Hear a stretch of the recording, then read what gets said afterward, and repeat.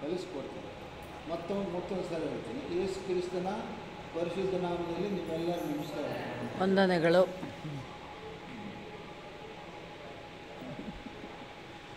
ಈಗ ವಾಕ್ಯ ಸ್ವಲ್ಪ ಹೇಳಿ ನಾನು ಬೇಗ ಮುಗಿಸ್ತೀನಿ.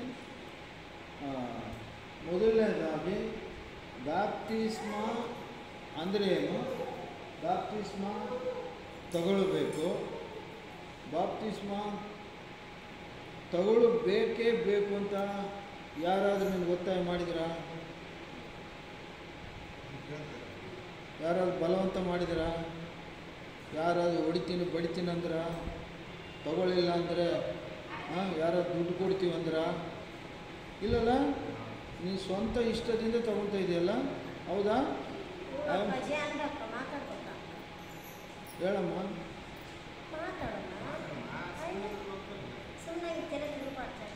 ನೀನು ಚಂದ ಇದೀನಿ, ನೀನು ಚಂದ ಗೊಂಬೆ ಇದ್ದಂಗೆ ಇದೀನಿ, ನಾನು ಸಂತೋಷ. ಇವತ್ತಿನವರೆಗೆ ನಿಮ್ಮ ಅಪ್ಪ ಅಮ್ಮನ ಮಗಳು, ಮದುವೆ ಆದಮೇಲೆ ನೀನು ನಮ್ಮೂರು, ನಮ್ಮ ಮಗಳು. ನಮ್ಮ ಸಭೆಗೆ ಬರಲೇಬೇಕು ನೀನು.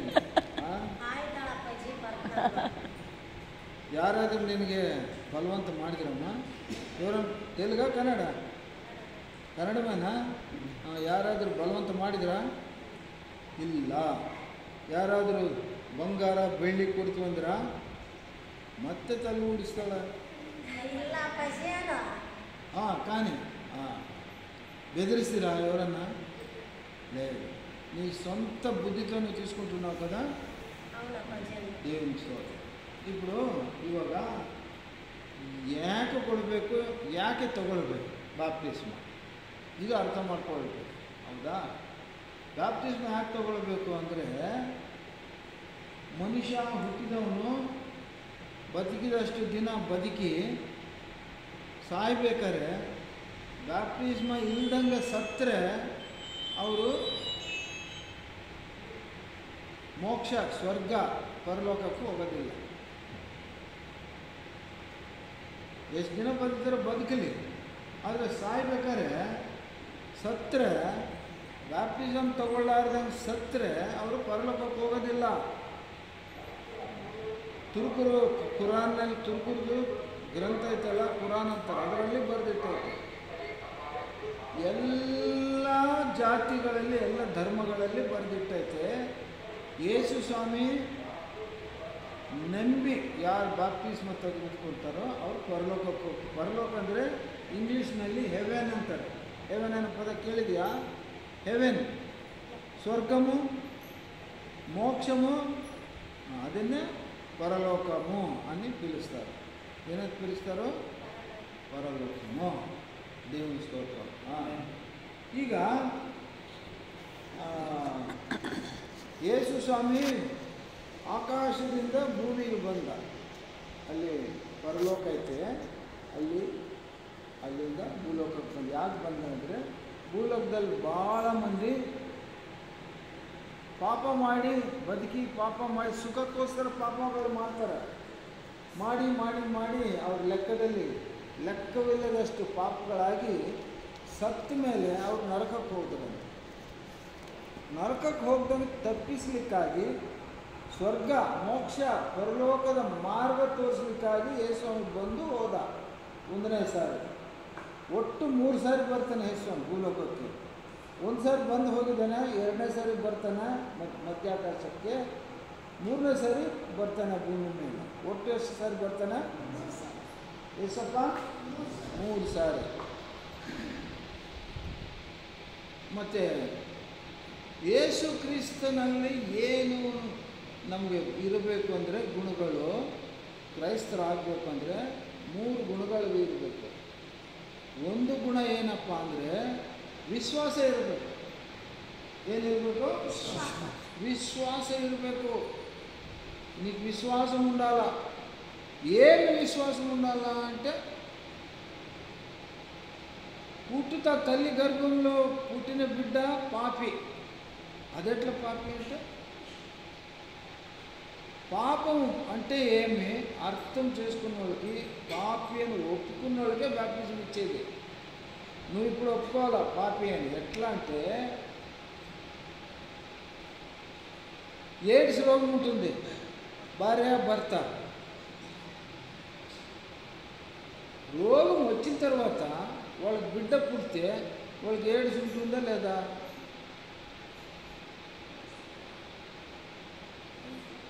ఉంటుంది.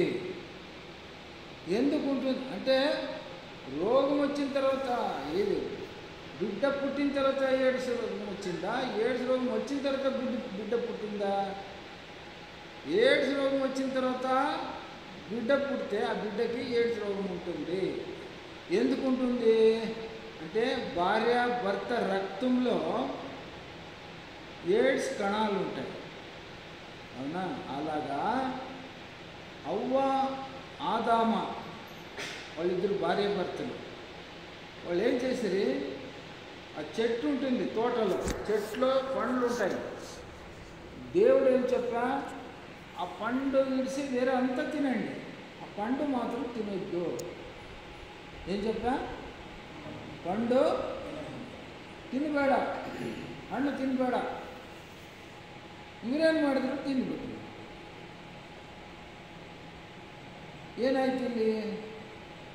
ದೇವರು ಆಜ್ಞೆ ಕೊಟ್ಟ ತಿನ್ನಬೇಡ ಅಂತೇಳಿ, ಅವ್ರೇನು ಮಾಡಿದ್ರು? ತಿಂದರು. ಅಂದರೆ ಆಜ್ಞೆ ಒಪ್ಪಿಕೊಂಡಂಗಿನ ಆಜ್ಞೆಗೆ ಧಿಕ್ಕಾರ ಮಾಡಿದಂಗಿನ. ಆಲೋಚನೆ ಮಾಡಿ ಏನಮ್ಮ, ದೇವರು ಆ ಮಾತಿಗೆ ಧಿಕ್ಕಾರ ತೋರಿಸ್ದಂಗೆ. ತಿನ್ನಬೇಡ ಅಂದರೆ ತಿನ್ನಬಾರ್ದಿತ್ತಲ್ಲ, ತಿಂದುಬಿಟ್ರು. ಅದನ್ನು ಏನಂತ ಕರೀತಾರೆ ಅಂದರೆ ಆಜ್ಞಾ ಅತಿಕ್ರಮ ಪಾಪ. ದೇವರ ಆಜ್ಞೆಯನ್ನು ಯಾರು ಧಿಕ್ಕಾರ ಮಾಡ್ತಾರೋ ಅವರು ಪಾಪ ಮಾಡಿದಂಗೆ. ನಾನೇ ಆಗಲಿ ನೀನೇ ಆಗಲಿ ಯಾರೇ ಆಗಲಿ ಅವರಿಬ್ಬರು ಧಿಕ್ಕಾರ ಮಾಡಿದರು. ಅಲ್ಲಿ ಪಾಪ ಫಸ್ಟ್ ಮೊದಲನೇದು ಪಾಪ ಬಂತು ಲೋಕದಲ್ಲಿ. ಅವ್ರ ರಕ್ತದಲ್ಲಿ ಪಾಪ ತುಂಬಿಕೊಂಡ್ತು. ಅಲ್ಲಿಂದ ಅವ್ರಿಗೆ ಸಂತಾನ ಹುಟ್ಟಿದ ಮಕ್ಕಳಿಗೆಲ್ಲರಿಗೂ ರಕ್ತದಲ್ಲಿ ಏನಿತ್ತೀಗ ಪಾಪ ಇದೆ. ಪಾಪ ಇದ್ದರೆ ಪರಲೋಕಕ್ಕೆ ಹೋಗಲ್ಲ, ಪಾಪ ಇದ್ದರೆ ನರಕಕ್ಕೆ ಹೋಗ್ಬಿಡ್ತಾರೆ. ಈಗ ನರಕಕ್ಕೆ ಹೋಗ್ದಂಗೆ ತಪ್ಪಿಸ್ಬೇಕು. ತಪ್ಪಿಸ್ಬೇಕಾ ಬೇಡ?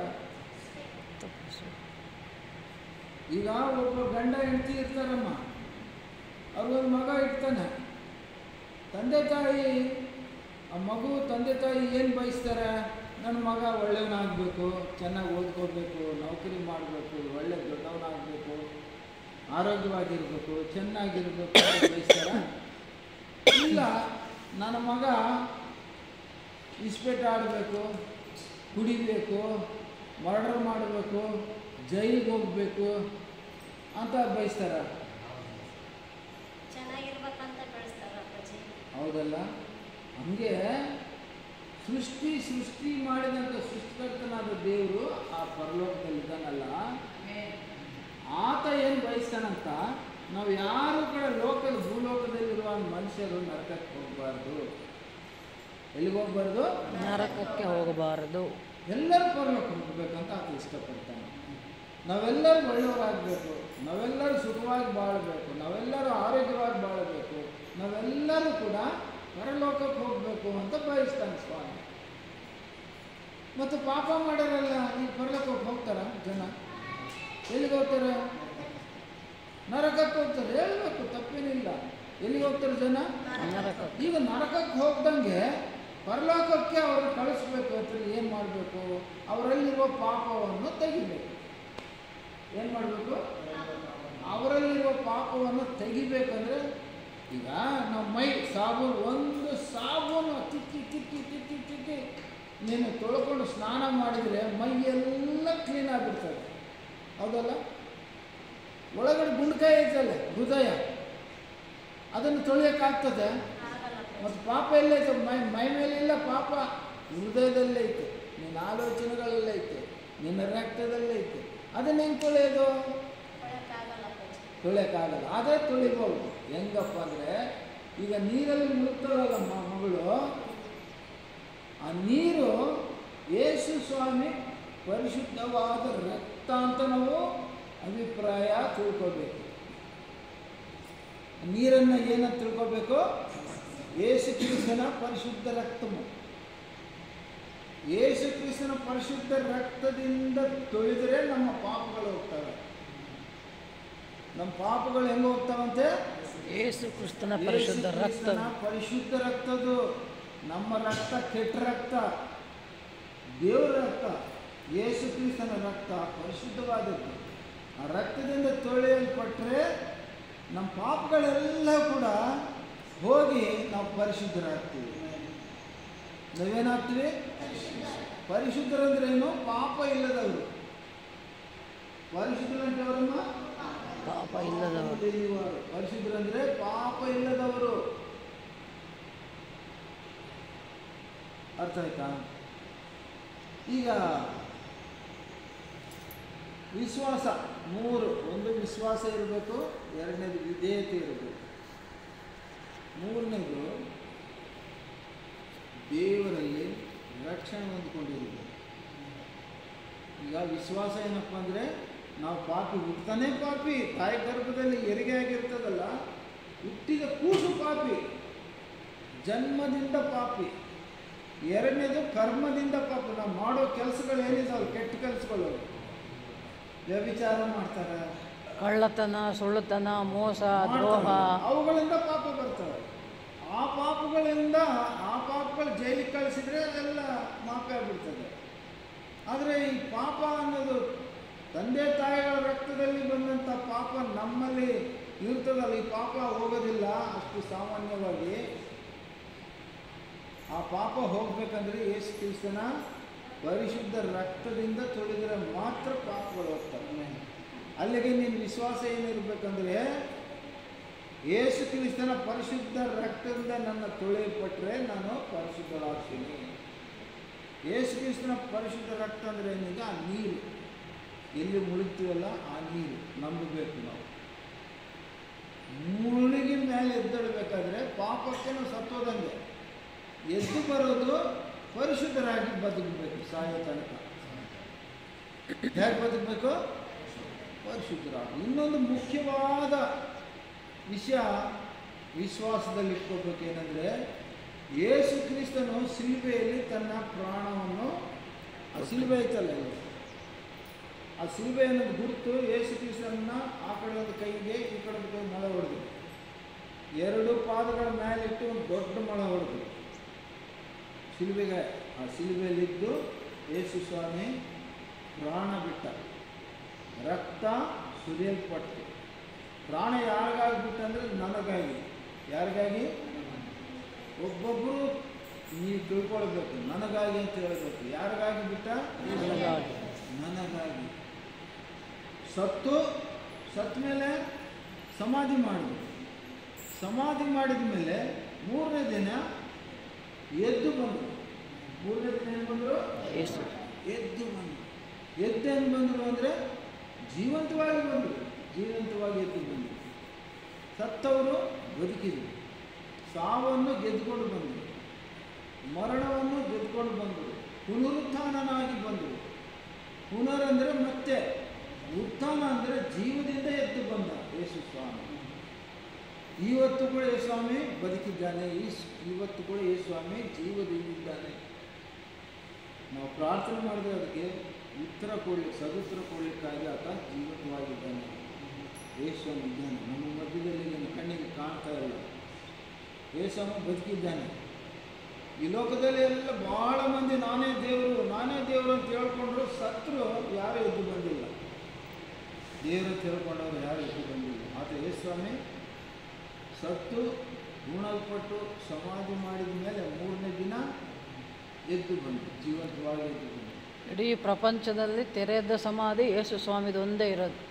ಎಲ್ಲರೂ ಮುಚ್ಚಿ ಕಟ್ಟಿಬಿಡ್ತಾರಲ್ಲ ಕಟ್ಟೆ, ಆದರೆ ಯೇಸು ಸ್ವಾಮಿ. ಈಗ ನಿಮ್ಮ ವಿಶ್ವಾಸ ಏನಾಗಬೇಕು? ಯೇಸು ಸ್ವಾಮಿ ಸತ್ತು ಸಮಾಧಿ ಮಾಡಿದ ಮೇಲೆ 3ನೇ ದಿನ ಎದ್ದು ಬಂದ, ಇವತ್ತು ಕೂಡ ಜೀವಂತವಾಗಿದ್ದಾನೆ. ಹೇಳಬೇಕು. ಸತ್ತು ಹೇಳ್ರಿ, ನಾನು ಹೇಳ್ದಂಗೆ ಎಲ್ಲರೂ ಹೇಳ್ಬೇಕಮ್ಮ. ಸಮಾಧಿ ಮಾಡಿ 3ನೇ ದಿನ ಜೀವಂತವಾಗಿ ಎದ್ದು ಬಂದರು. ಇದು ಯಾರು ನಂಬ್ತಾರಲ್ಲ, ನಾವು ಸಹ ಸತ್ತ ಮೇಲೆ ಸಮಾಧಿ ಆಗಿಬಿಡ್ತೀವಿ. ನಮ್ಮಲ್ಲಿ ಸಮಾಧಿ ಮಾಡ್ತಾರಲ್ಲ, ಯೇಸು ಸ್ವಾಮಿ 2ನೇ ಸಾರಿ ಮಧ್ಯಾಕಾಶಕ್ಕೆ ಬರುವಾಗ ಸಮಾಧಿಗಳಲ್ಲಿ ಯಾರು ಸತ್ತೋಗಿರ್ತಾರಲ್ಲ ಅವರೆಲ್ಲರೂ ಎದ್ದು ಹೊಸ ಶರೀರ ರೂಪಾಂತರ ಶರೀರ ಹೊಂದ್ಕೊಂಡು ಯೇಸು ಮಧ್ಯಾಕಾಶಕ್ಕೆ ಬರಬೇಕಾದ್ರೆ ಅಲ್ಲಿಗೆ ಹೋಗಿ ಆತನ ಕಾಣ್ತಾನೆ. ಯೇಸು ಬರುವುದು ತುತ್ತೂರಿ ಹೋಗ್ತಾರೆ. ಅವಾಗ ದೊಡ್ಡ ಪ್ರಪಂಚ ಎಲ್ಲ ಕೇಳಿಸ್ತದೆ. ಅದು ಊದಿದಾಗ ಸತ್ತವರೆಲ್ಲ ಇದ್ದು ಅಷ್ಟು ಹೋಗಿ ಯೇಸುವನ್ನು ಕಾಣ್ತಾರೆ. ಆಮೇಲೆ ನಾವು ಬದುಕಿರೋರು ಕೂಡ ನಮ್ಮ ಶರೀರಗಳು ಇಲ್ಲೇ ಬಿಟ್ಬಿಡ್ತೀವಿ, ನಾವು ಕೂಡ ಅಲ್ಲಿ ಹೋಗಿ ಯೇಸುವನ್ನು ಕಾಣ್ತೀವಿ. ನಮ್ಮ ಆತ್ಮ ಯೇಸುವನ್ನು ಯಾರು ನಂಬ್ತಾರಲ್ಲ ಸತ್ತು ಹಂಗೆ ಹೋಗೋದಿಲ್ಲ, ಸತ್ತು ಸಾಯೋದಿಲ್ಲ. ಆದರೆ ಸತ್ತ ಮೇಲೆ ಅವರು ಕೂಡ ಬದುಕ್ತಾರೆ. ಯಾರು ಬದುಕ್ತಾರೆ ಅಂದರೆ ಯೇಸುವೇ ಸತ್ತು ಸಮಾಧಿ ಮಾಡಲ್ಪಟ್ಟು 3ನೇ ದಿನ ಮರಣವನ್ನು ಸಾವನ್ನು ಗೆದ್ದುಕೊಂಡು ಬಂದ ಜೀವಂತವಾದ ತಂದೆ ನಂಬ್ತಾರಲ್ಲ ಅವರಿಗೆ ಮಾತ್ರ ಮತ್ತೆ ಎದ್ದೊಳ್ತಾರೆ. ಮತ್ತೆ ಮತ್ತೆ ಎದ್ದೇಳ್ತಾರೆ. ಮತ್ತೆ ಎದ್ದೊಳ್ತಾರೆ. ಯಾರು ನಂಬ್ತಾರೋ ಅದು ನಮ್ಮ ವಿಶ್ವಾಸ ಆಗಿರಬೇಕು. ಹೌದಲ್ಲ? ಆಮೇಲೆ ವಿಧೇಯತೆ ಇರಬೇಕು. ವಿಧೇಯತೆ ಅಂದರೆ ತಗ್ಗಿ ಬಗ್ಗೆ ಇರಬೇಕು. ಕೆಟ್ಟು ಭಾಷೆ ಮಾತಾಡಬಾರ್ದು. ಕೆಟ್ಟು ಭಾಷೆ ಮಾತಾಡಬಾರ್ದು. ಮಂತ್ರ ತಂತ್ರ ತಾಯ್ತ ಕಟ್ಕೊಂಡಿನಿ. ಆಮೇಲೆ ವಿಚಿತ್ರ ಮಾಡ್ತಾರೆ ಜನ. ಹಂಗೆ ಮಾಡಬಾರ್ದು. ಹಾಗೆ ಮಾಡಬಾರ್ದು. ಯಾಕಂದರೆ ಅದರಲ್ಲಿ ದೇವರು ಇಲ್ಲ. ಈಗ ಗಿಡದಲ್ಲಿ ದೇವರಿದ್ದಾನೆ ಇಲ್ಲ. ಗುಂಡು ದೊಡ್ಡ ಗುಂಡಿಗೆ ಕುಂಕುಮ ಹಚ್ಚಿ ಪೂಜೆ ಮಾಡ್ತಾರೆ. ಗುಂಡು ದೇವರ ಆಗಲಿಕ್ಕೆ ಸಾಧ್ಯನಾ? ಇಲ್ಲ. ದಾರ ಕಟ್ಕೊತಾರೆ. ದಾರ ದೇವರಲ್ಲ. ಅದು ದಾರ ಕಿತ್ತು ಅದು ಬೆಂಕಿಯಲ್ಲಿ ಹಾಕಿದ್ರೆ ಏನಾಗ್ತದೆ? ಅದು ಸುಟ್ಟೋಗ್ಬಿಡ್ತದೆ ದೇವರದು. ಅಂಥದ್ರಲ್ಲಿ ನಂಬಿಕೆ ಇಡಬಾರ್ದು. ಹೌದಾ? ಹಾಗಾಗಿ ಇವತ್ತು ದೇವರು ನಿಮ್ಮ ಬಗ್ಗೆ ನಮ್ಮ ಜೊತೆ ಮಾತಾಡ್ತಾ ಇದ್ದಾನೆ. 3ನೇದು ರಕ್ಷಣೆ. ರಕ್ಷಣೆ ಅಂದರೆ ಬಾಪ್ಟಿಸಮ್ ಯಾವತ್ತು ತೊಗೊತೀವೋ ಮುದುಕಾದ್ಮೇಲೂ ತಗೋ, 12 ವರ್ಷ ಆದಮೇಲೂ ತಗೋ, ಯಾವಾಗಾದರೂ ತಗೋ. ಯಾವಾಗ ನೀನು ತಗೋತೀಯಲ್ಲ ಹುಟ್ಟಿದಾಗಿಂದ ಅಲ್ಲಿವರೆಗೆ ನಿನ್ನ ಲೆಕ್ಕದಲ್ಲಿರುವಂಥ ಪಾಪಗಳೆಲ್ಲವೂ ಕೂಡ ಕ್ಷಮಿಸಲ್ಪಟ್ಟಿದೆ. ಕ್ಷಮಿಸೋನು ಯಾರು? ಯೇಸು ಕ್ರಿಸ್ತ. ಕ್ಷಮಿಸೋನು ಯಾರು? ಯೇಸು ಕ್ರಿಸ್ತ. ನನಗೆ ಅದು ಶಕ್ತಿ ಐತ್ಯಾ? ಕ್ಷಮಿಸೋ ಶಕ್ತಿ ಐತ್ಯಾ? ನಾನು ಯೋಗ್ಯನ ಅಷ್ಟ ಇಲ್ಲ. ಕ್ಷಮಿಸುವ ಶಕ್ತಿ ಯಾರಿಗಾದರೆ ಪಾಪ ಇಲ್ಲದವ್ರಿಗೆ ಆ ಶಕ್ತಿ ಇರೋದು, ಆ ಪ್ರಭಾವ ಇರೋದು. ಯೇಸು ಕ್ರಿಸ್ತನಲ್ಲಿ ಯಾರೂ ಕೂಡ ಪಾಪ ಇದೆ ಅಂತ ತೋರಿಸಿದ್ರು ಇಲ್ಲ. ಇವತ್ತುವರೆಗೆ ಪರಿಶುದ್ಧನಾಗಿ ಇದ್ದ ದೇವರು ಆತನಿಗೆ ಆ ಶಕ್ತಿ ಇರೋದು, ಪಾಪವನ್ನು ಕ್ಷಮಿಸುವ ಶಕ್ತಿ. ಅಂದರೆ ಅದನ್ನು ಏನಂತ ಕರೀತಾರೆ ಅಂದರೆ ಅಲ್ಲಿವರೆಗೆ ಬ್ಯಾಪ್ಟಿಸಮ್ ಇವತ್ತುವರೆಗೆ ನಿನ್ನ ಲೆಕ್ಕದಲ್ಲಿ ಏನು ಪಾಪಗಳಿದಾವಲ್ಲ ಅವೆಲ್ಲ ಬ್ಯಾಪ್ಟಿಸಮ್ ತಗೊಂಡ್ರೆ ಅವೆಲ್ಲ ತೆಗೆದಾಕ್ಬಿಟ್ಟು ನೀನು ಕ್ಷಮಿಸಲ್ಪಟ್ಟು ನೀನು ಪರಿಶುದ್ಧರಾಗ್ತೀವಿ. ನಿನ್ನ ಲೆಕ್ಕದಲ್ಲಿ ನಿನ್ನ ಪಾಪ ಇಲ್ಲ. ನಿನ್ನ ಬದುಕು ಸಾಯೋವರೆಗೆ ಹಂಗೆ ಪರಿಶುದ್ಧವಾಗಿರ್ಬೇಕು, ಪಾಪ ಮಾಡ್ದಂಗೆ ಇರಬೇಕು. ಪಾಪಗಳಲ್ಲಿ ದೊಡ್ಡ ಪಾಪ 2. ಒಂದು, ನಮ್ಮ ದೇವರು ಒಬ್ಬರೇ. ಯಾರು? ಎಷ್ಟು ಮಂದಿ? ದೇವರು ಒಬ್ಬನೇ. ಒಬ್ಬರೇ ದೇವರು. ಒಬ್ಬ ದೇವರನ್ನು ಬಿಟ್ಟು ಬೇರೆ ದೇವ್ರನ್ನ ಪೂಜೆ ಮಾಡಬೇಕು. 2ನೇ ದೇವರು ಇಲ್ಲ ನಮಗೆ. ಸಣ್ಣ ಹುಡುಗರನ್ನು ಕೇಳು, ಮುದುಕರನ್ನು ಕೇಳು, ಸಾಯುವಾಗ ಕೇಳು, ಒಬ್ಬರೇ ದೇವರು ಅಂತ ಕೇಳ್ತಾರೆ. ಪ್ರಪಂಚ ಎಲ್ಲ ಕೂಡ ಇವತ್ತಿನ ದಿನ ಒಬ್ಬರೇ ದೇವರು ಅಂತ ನಂಬಿರೋದು, ಒಬ್ಬರೇ ಇರೋದು ದೇವರು. ಹೆಂಗೆ ಒಬ್ಬ ದೇವರು ಅಂದರೆ ಬೆಳಗ್ಗೆ ಸೂರ್ಯ ಹುಡ್ತಾನ, ಊರಿಗೊಂದು ಸೂರ್ಯ ಇದ್ದಾನ, ಒಂದೇ ಸೂರ್ಯ ಅಲ್ಲ, ಮತ್ತು ಎಲ್ಲ ದೇಶಕ್ಕೆ ಒಬ್ಬನೇ ದೇವರು ಇರಬೇಕಲ್ಲ. ನಂಬ್ತೀವಿ ಮಾತು ಹೇಳಮ್ಮ. ನೀನು ಮೌನವಾಗಿದ್ದೀನಿ ನಮಗೆ ಆಲೋಚನೆ ಮಾಡಿ. ಯಾವ ರೀತಿಯಲ್ಲಿ ಸೂರ್ಯ ದೇಶಕ್ಕೆಲ್ಲ ಪ್ರಪಂಚಕ್ಕೆಲ್ಲ ಒಬ್ಬನೇ ಸೂರ್ಯ ಇದ್ದಾನೋ, ಬೆಂಗಳೂರಲ್ಲೇ ಅದೇ ಸೂರ್ಯ, ರಾಯದುರ್ಗದಲ್ಲೇ ಅದೇ ಸೂರ್ಯ, ಮುಂಬೈನಲ್ಲೇ ಅದೇ ಸೂರ್ಯ, ಅಮೇರಿಕದಲ್ಲೇ ಅದೇ ಸೂರ್ಯ, ಜಪಾನಲ್ಲಿ, ಇಂಡಿಯಾ ಎಲ್ಲನೂ ಒಬ್ಬನೇ ಸೂರ್ಯ. ಹಾಗೆ ಮನುಷ್ಯರನ್ನು ಕಾಯೋ ದೇವರು, ಕಾಪಾಡೋ ದೇವರು ಒಬ್ಬರೇ ಇರೋದು. ಪ್ರಪಂಚಕ್ಕೆ ಒಬ್ಬರೇ ದೇವರು. ಅರ್ಥ ಆಯ್ತಮ್ಮ? ಎಷ್ಟು ಮಂದಿ ದೇವರುಗಳು? ಒಬ್ಬನೇ ದೇವರು. ಅದು ತಿಳ್ಕೊಬೇಕು ನಾವು. 2ನೇ ದೇವರು ಇಲ್ಲ. ಯಾರಾದರೂ ಇದ್ದಾರೆ ಅಂದರೆ ಸುಳ್ಳು ಅಲ್ಲ, ಒಬ್ಬರೇ ದೇವರು. ಆ ದೇವರು ಯೇಸು ಕ್ರಿಸ್ತ. ಅಲ್ಲೆಲ್ಲೂಯ. ಹಲ್ಲೆಲೂಯಾ. ಪ್ರಪಂಚ ಎಲ್ಲ ಕೂಡ ಇವತ್ತು ದೇವರು ಒಬ್ಬರೇ ಅಂತ ಹೇಳ್ತಾರೆ. ಮತ್ತು 3 ಕೋಟಿ ದೇವರುಗಳಿದ್ದಾರೆ, 30 ಕೋಟಿ ದೇವರುಗಳು ಇದ್ದಾರ? ಇಲ್ಲ, ಇಲ್ಲ, ಅಷ್ಟು ದೇವರುಗಳಿಲ್ಲ. ಒಂದು ಮನೆಗೆ ಹೋದ್ರಂತೆ ಅಪ್ಪನ ಕೇಳಿದಂತೆ, ನಿಮ್ಮ ದೇವ್ರು ಯಾರಪ್ಪ ಅಂದ್ರೆ ಹೆಂಗಸನ್ನ. ಅಮ್ಮನ ಕೇಳಿದ, ನಿಮ್ಮ ದೇವ್ರು ಎಲ್ಲಮ್ಮ ಅಂತ. ದೊಡ್ಡಪ್ಪನ ಕೇಳಿದಂತೆ ಲಕ್ಷ್ಮಮ್ಮ, ಶುಂಕಲಮ್ಮ. ಅಣ್ಣನ ಕೇಳಿದ ರಾಘವೇಂದ್ರ ಸ್ವಾಮಿ, ಆಂಜನೇಯ ಸ್ವಾಮಿ. ದಿಕ್ಕಿಗೊಬ್ಬರು, ಒಬ್ಬರಿಗೊಬ್ಬರು ದೇವರು ಹೇಳಿದ್ರು. ಅದೇ ಕ್ರೈಸ್ತರು ಮನೆಗೆ ಹೋದ್ರು. ಅಪ್ಪನ ಕೇಳಿದ್ರೆ, ನಿಮ್ಮ ದೇವ್ರು ಯಾರಂದ್ರೆ ಏಸಪ್ಪ. ಅಮ್ಮನ ಕೇಳಿದ್ರಂತೆ, ಅಮ್ಮ ಹೇಳಿದ್ರೆ ಯೇಸು ಕ್ರಿಸ್ತ. ಅಣ್ಣನ ಕೇಳಿದ್ರೆ ಯೇಸು ಕ್ರಿಸ್ತ, ಅಕ್ಕನ ಕೇಳಿದ್ರೆ ಯೇಸು. ಮನೆ ಮಂದಿ ಎಲ್ಲರೂ ಕೇಳಿದ್ರು. ಎಲ್ಲರೂ ಏನು ಹೇಳಿದ್ರು? ಯೇಸು. ಒಬ್ಬರೇ ದೇವರು. ಆ ನಂಬಿಕೆ, ಆ ವಿಶ್ವಾಸ ನಿಮ್ಮಲ್ಲಿರಬೇಕು. ಅರ್ಥ ಆಯ್ತಮ್ಮ? ಸತ್ಯ ತಿಳಿಲಾರ್ದಂಗೆ ಜನ ಏನು ಮಾಡ್ತಾ ಇದ್ದಾರೆ ಅಂದರೆ ಏನೇನೋ ಮಾಡ್ತಾರೆ, ದುಡ್ಡು ಕಳ್ಕೊಳ್ತಾ ಇದ್ದಾರೆ. ಈಗ ಕೆಲವು ದೇವರುಗಳು ಇದ್ದಾರಂತೆ.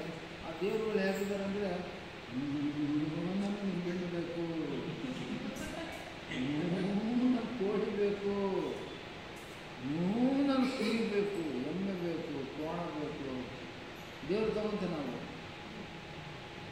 ದೇವರು ತಗೊಂತಾನ. ಆಲೋಚನೆ ಮಾಡು ಮಗಳೇ. ಅಂದರೆ ಅಲ್ಲಿವರೆಗೆ ನಾವೇನು ಮಾಡ್ತಾಯಿದ್ವೋ ಅದೆಲ್ಲ ನಾವು ಸತ್ಯ ಗೊತ್ತಿಲ್ಲದಂಗೆ ಮಾಡ್ತಾಯಿದ್ವಿ.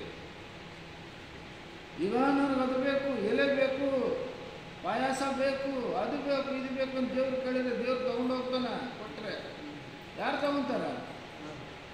ಪೂಜಾರಿ, ಪೂಜೆ ಮಾಡಿಸೋ ಪೂಜಾರಿ ತಗೊಂತಾನೆ. ಯಾರು ತಗೊಂತಾರಪ್ಪ? ಮತ್ತು ದೇವ್ರು ತಗೊಂತಾನೆ. ದೇವ್ರಿದ್ರೆ ದೇವ್ರು ಬಂದು ತಗೊಂಡು ಹೋಗ್ಬೇಕಲ್ಲ, ತಗೊಂತಾನೆ ದೇವರು. ಅಂದರೆ ಅಲ್ಲಿಗೆ ನೀವು ಮಾಡೋದೆಲ್ಲ ಸರಿ ಇಲ್ಲ, ಮಾಡೋದೆಲ್ಲ ಸರಿ ಇಲ್ಲ. ಇದನ್ನು ಅರ್ಥ ಮಾಡ್ಕೊಳ್ಬೇಕು. ಸತ್ಯ ಏನಂತ ತಿಳ್ಕೊಳ್ಬೇಕು. ಏನು ತಿಳ್ಕೊಳ್ಬೇಕೀಗ? ಸತ್ಯ. ದೇವರು ಹೇಳ್ತಾನೆ, ನಾನೇ ಮಾರ್ಗ, ನಾನೇ ಸತ್ಯ, ನಾನೇ ಜೀವ. ನಾನೇ ಮಾರ್ಗ ಹೇಳ್ರಿ, ನಾನೇ ಮಾರ್ಗ, ನಾನೇ ಮಾರ್ಗ, ನಾನೇ ಸತ್ಯ, ನಾನೇ ಸತ್ಯ, ನಾನೇ ಜೀವ. ದೇವರೇ ಸತ್ಯ. ಸತ್ಯ ತಿಳ್ಕೊಂಡ್ರೆ ನಾವು ಒಳ್ಳೆ ಮನುಷ್ಯರಾಗ್ತೀವಿ. ಏನಾಗ್ತೀವಪ್ಪ? ಒಳ್ಳೆ ಮನುಷ್ಯರಾಗ್ತೀವಿ. ಒಳ್ಳೆ ಮನುಷ್ಯರಾಗಿ ಭಾಳ ದುಡಿದಿದ್ದು ನೀವು ಬಚ್ಚಿಟ್ಕೊಳ್ರಿ. ಎಷ್ಟು ಬೇಕೋ ಅಷ್ಟು ತಿನ್ನಿರಿ, ಉಳಿತಾಯ ಮಾಡಿಕೊಳ್ಳ್ರಿ, ಸಾಲ ಮಾಡಬೇಡಿ. ಭಾಳ ಮಂದಿ ಕೆಟ್ಟೋಗ್ತಿರೋದು ವ್ಯಭಿಚಾರ ಮಾಡೋದ್ರ ಮೂಲಕ. ಏನು ಮಾಡೋದ್ರ ಮೂಲಕ? ವ್ಯಭಿಚಾರಕ್ಕೆ, ಹುಡುಕಕ್ಕೆ, ಇಸ್ಪೇಟ್ ಆಡೋಕ್ಕೆ, ಇದಕ್ಕೆ ಹಾಳಾಗಿ ಬಡವರಾಗಿ ಇರೋ ಮನೆ ಮಠ ಮಕ್ಕಳು ಎಲ್ಲ ಕಳ್ಕೊಂಡು ದಿಕ್ಕು ದಿವಾಲಿಲ್ಲಂಗೆ ಹಾಳಾಗಿ ಸತ್ತು ಹೋಗ್ತದೆ. ತಪ್ಪು. ಸತ್ಯ ಅಲ್ಲ. ಸತ್ಯ ಏನಪ್ಪ? ಸತ್ಯ ಏನಪ್ಪ ಅಂದರೆ, ಪ್ರಪಂಚದಲ್ಲಿ ದೇವರಿರೋದು ಸೃಷ್ಟಿಯಲ್ಲಿ ಒಬ್ಬ ಗಂಡಸಿಗೆ ಒಬ್ಬಳೇ ಹೆಣ್ಣು ಮಗಳು, ಹೆಂಡತಿ, ಹೆಂಗಸು. ಒಬ್ಬ ಹೆಣ್ಣು ಮಗಳಿಗೆ ಒಬ್ಬನೇ ಗಂಡ. ಎಷ್ಟು ಮಂದಿ ಗಂಡಂದ್ರೆ ಇರ್ಬೇಕು? ಹೌದಲ್ಲ? ಮತ್ತೆ 4-5 ಜನ ಆದರೆ ಏನಾಯಿತು?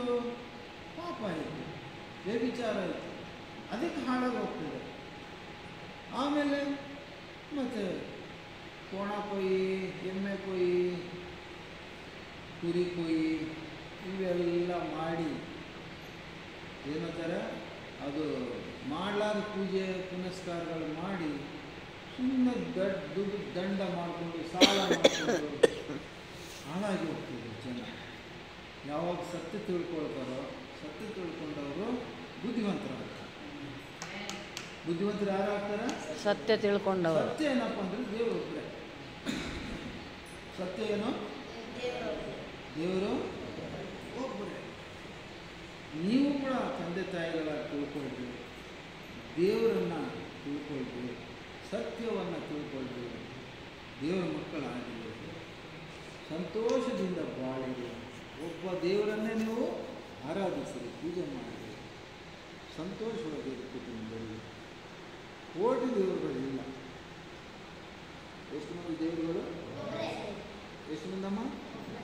ಈಗ ನಂಬ್ತಿರೋ ಒಬ್ಬರೇ ದೇವರಂತ, ಅದು ನಿಮಗೆ ಬಿಟ್ಟಿದ್ದು. ನೀವು ದೇವರನ್ನು ಹಿಂಬಾಲಿಸಬಹುದು, ದೇವರನ್ನು ನಡ್ಕೊಳ್ಬಹುದು, ಆಯಿತು, ಸಂತೋಷ.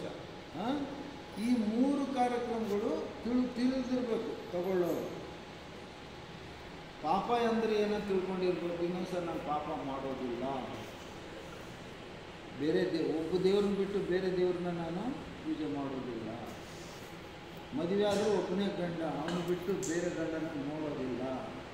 ಗಂಡಸರು ಒಬ್ಬಳೇ ಹೆಂಡತಿ, ಅವಳು ಬಿಟ್ಟು 2ನೇ ಹೆಣ್ಮಗಳನ್ನ ಕಣ್ಣೆತ್ತಿ ನೋಡೋದಿಲ್ಲ, ಕೆಟ್ಟ ಕಾರ್ಯ ಮಾಡೋದಿಲ್ಲ, ವ್ಯಭಿಚಾರ ಮಾಡೋದಿಲ್ಲ. ದೇವರುಗಳನ್ನು ಅರ್ಥ ಮಾಡ್ಕೊಳ್ಬೇಕು.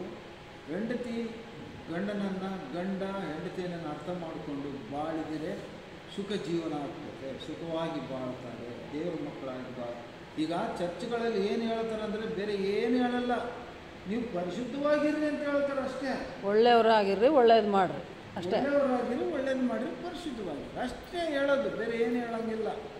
ಏನೈತೆ ಹೇಳೋಕ್ಕೆ? ಎಲ್ಲ ಹೋಗಿ ಪರಿಶುದ್ಧವಾಗಿರಬೇಕು ಅಂದರೆ ಪಾಪ ಇಲ್ದಂಗೆ ಇರಬೇಕು, ಪಾಪ ಮಾಡ್ದಂಗೆ ಇರಬೇಕು. ನಮ್ಮ ಆಲೋಚನೆಗಳಲ್ಲಾಗಿರಿ, ಕ್ರಿಯೆಗಳಲ್ಲಾಗಲಿ, ದೇಹದಿಂದಾಗಲಿ, ಮನಸ್ಸಿನಿಂದಾಗಲಿ, ಯಾವುದರಿಂದಾಗಲಿ ಪಾಪ ಮಾಡಬಾರ್ದು. ದೇವರು ಸ್ತೋತ್ರವಾಗಲಿ. ಈ ವಾಕ್ಯವನ್ನು ದೇವರು ದೀವಿಸಲಿ. ಆಮೆನ್. ಹಲ್ಲೆಲೂಯಾ.